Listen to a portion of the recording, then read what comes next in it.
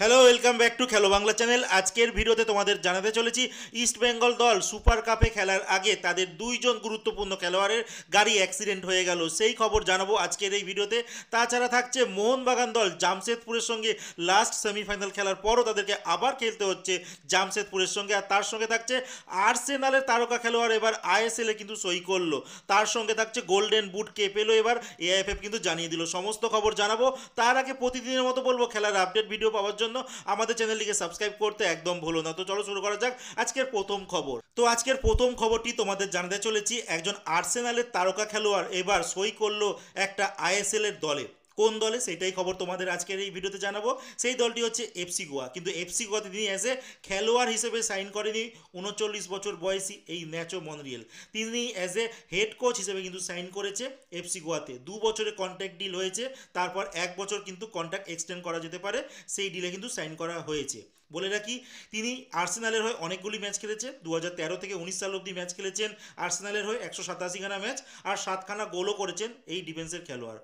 এরপর তিনি চলে যান রিয়াল সোসিদাদে, যেখানে তিনি 55টা ম্যাচে 3টে গোলও করেছেন। আর স্পেনের জাতীয় দলের হয়ে তিনি 22টা ম্যাচে 1খানা গোলও করেছেন এই ন্যাচো মনরিয়েল। তো দেখা যাক তিনি কেমন পারফরমেন্স করেন অ্যাজ এ হেড কোচ হিসেবে এফসি গোয়ার হয়ে।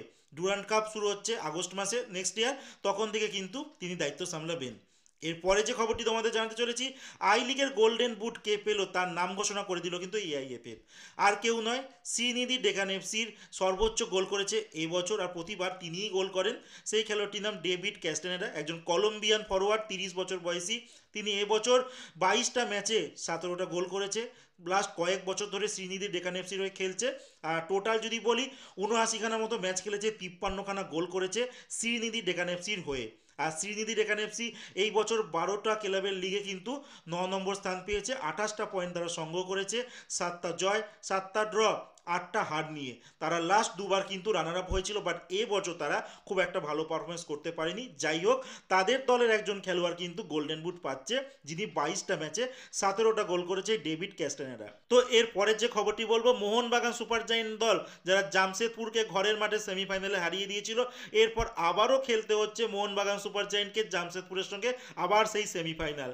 আর এটা হবে আইএসএল এ নয়, এটা হবে আরএফডিএল এ, মানে রিলায়েন্স ফাউন্ডেশন ডেভেলপমেন্ট লিগ, যে জাতীয় চ্যাম্পিয়নশিপ চলছে।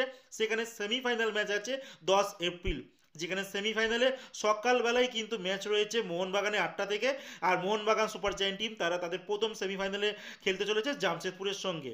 আর সন্ধ্যে 6টার সময় আছে সেকেন্ড সেমিফাইনাল, যেখানে এফসি গোয়া ব্যাঙ্গালোরের সঙ্গে মুখোমুখি হবে না, তারা মুখোমুখি হবে ক্লাসিক ফুটবল একাডেমি, মণিপুরের একটি ক্লাব। তারা তাদের সঙ্গে খেলবে। আর এই ম্যাচগুলো তোমরা লাইভ দেখতে পারবে রিলায়েন্স ফাউন্ডেশন ইউথ স্পোর্টস যে চ্যানেল রয়েছে ইউটিউবে, তোমরা ওখানে গিয়ে কিন্তু লাইভ দেখতে পারবে। আর রবিবার দিনকে কিন্তু ফাইনাল রয়েছে, মানে 10 তারিখে সেমিফাইনাল, তারপরে কিন্তু রবিবার দিনকে কিন্তু ফাইনাল হয়ে যাবে। তো যারা মোহনবাগান সাপোর্টার তারা অতি অবশ্যই হয়তো ম্যাচটিকে তোমরা ফলো করবে। তো এর পরের যে খবরটি জানাবো ইস্ট বেঙ্গল দলকে নিয়ে। ইস্ট বেঙ্গল দল জানো সুপার কাপের প্রথম ম্যাচ খেলবে, আর তার জন্য তারা প্রস্তুতি স্টার্ট করে দিয়েছে ইতিমধ্যে। আর এই বছর তাদের পারফরমেন্স কিন্তু খুব একটা ভালো হয়নি।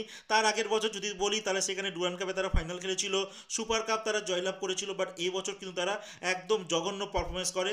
আর তাদের টিমে কিন্তু অনেক ভালো ভালো খেলোয়াড়ও কিন্তু এবছর অন্তর্ভুক্ত হয়েছিল, তারপরেও তাদের এই বাজে পারফরমেন্স হয়, যার জন্য তারা এই সুপার কাপকেই টার্গেট করছে। এইটাই লাস্ট টুর্নামেন্ট এই বছরের মতো, যদি এখানে ভালো কিছু করে না দেখাতে পারে তাহলে কিন্তু একটা বাজে ইয়ার শেষ হবে ইস্ট বেঙ্গল দলের জন্য। কিন্তু গতকালকে ইস্ট বেঙ্গল দলের দুই গুরুত্বপূর্ণ খেলোয়াড়, একজন গোলকিপার প্রভ সুকান গিল আর একজন ডিফেন্ডার আনোয়ার আরি, তারা গাড়ি করে আসছিল, আর তাদের গাড়ি কিন্তু অ্যাক্সিডেন্ট হয়ে যায়। কিন্তু ভালো খবর, তাদের এই দুই খেলোয়াড়ের কোনো কিন্তু চোট লাগেনি। তারপরে তারা আবার প্র্যাকটিসে যায়, তারপর কিন্তু তারা একটা প্রস্তুতি ম্যাচও খেলে, কারণ কোচ অস্কার ব্রুনোজ তাদের টিমটাকে দুটো গ্রুপ ভাগ করে তারা কিন্তু একটা ম্যাচ খেলায়, সেখানে এই দুটো খেলোয়াড় ভালো পারফরমেন্সও কিন্তু করে।